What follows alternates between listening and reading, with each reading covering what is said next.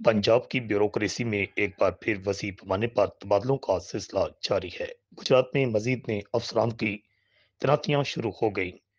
DSP खरियां की खाली सीट पर जिला गुजरात में एसएचओ तैनात रहने वाले पुलिस ऑफिसर राजा जाहिद नेम को डीएसपी खरियां तैनात कर दिया गया। आईजी पंजाब के ने डीएसपी खरियां राजा जाहिद नेम की तैनाती का नोटिफिकेशन भी जारी कर दिया है। जिला गुजरात में डीएसपी की दूसरी सीटों पर भी तबादलों का अमकान है। डीएसपी सदर सर्कल हाफिज इम्तियाज अहमद, डीएसपी लाला मूसा, डीएसपी सराय आलमगीर सर्कल को भी तब्दील किया जा सकता है। खातून पुलिस ऑफिसर आमना बेग को इस्लामाबाद से पंजाब में तब्दील करके गुजरांवाला डिवीजन में तैनात किए जाने का अमकान है।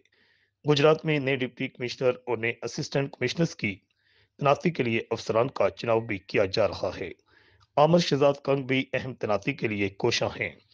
पंजाब में अगर वजीर आला की तब्दीली हो जाती है तो फिर एक बार फिर गुजरात समेत गुजरांवाला डिवीजन और पंजाब में ब्यूरोक्रेसी का पुराना सेटअप भी आ सकता है।